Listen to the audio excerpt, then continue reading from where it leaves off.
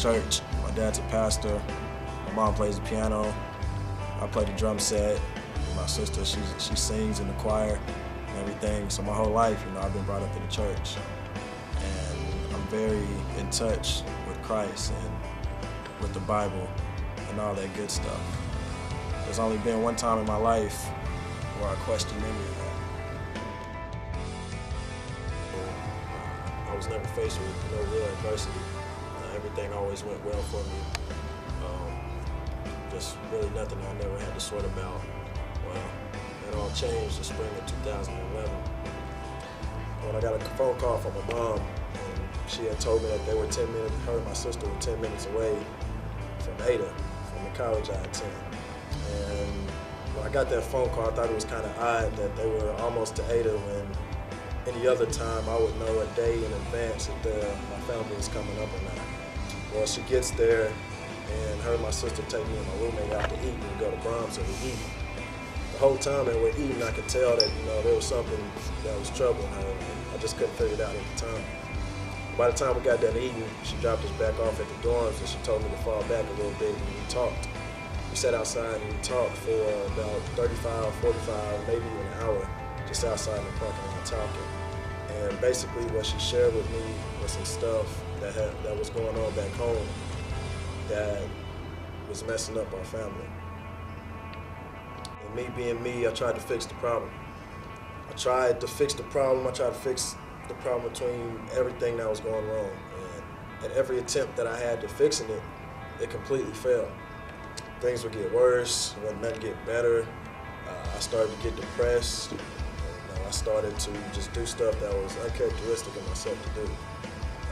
At the time, we were in spring football, which is a crucial part of time for any college football player. It's the time where you move up in the depth chart, you try to become a starter if you're not a starter.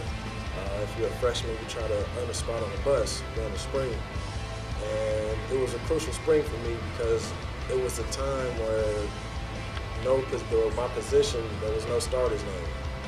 And I really needed to make a push so I could be a starter that coming fall.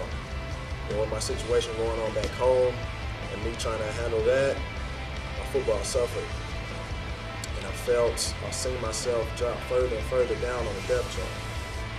And, I would think to myself, I got all this going on back home that I'm trying to deal with. And my coaches are steadily, pushing me down on the depth chart. And I got to the point where I was like, you know what? I don't really care about football.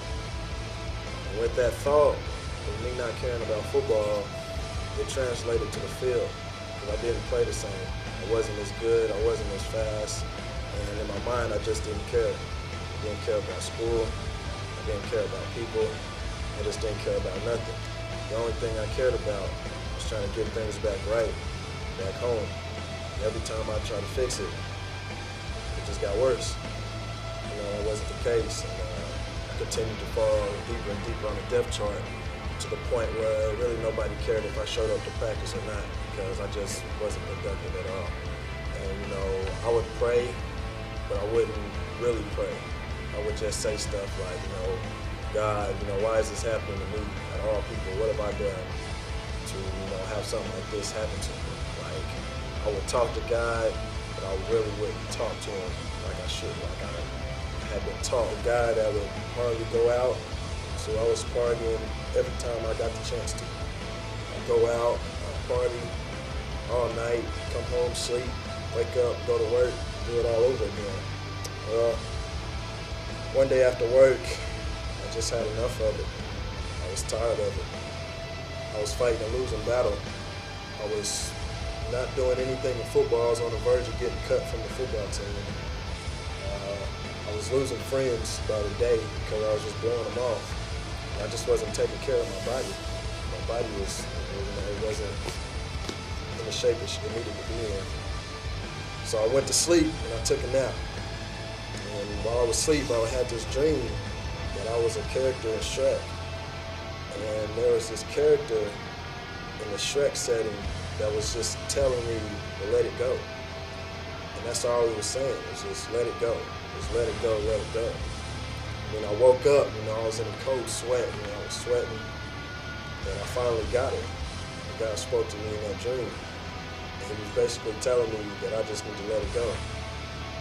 So I approached God the right way. I prayed to him. I told him what was wrong, what was going on.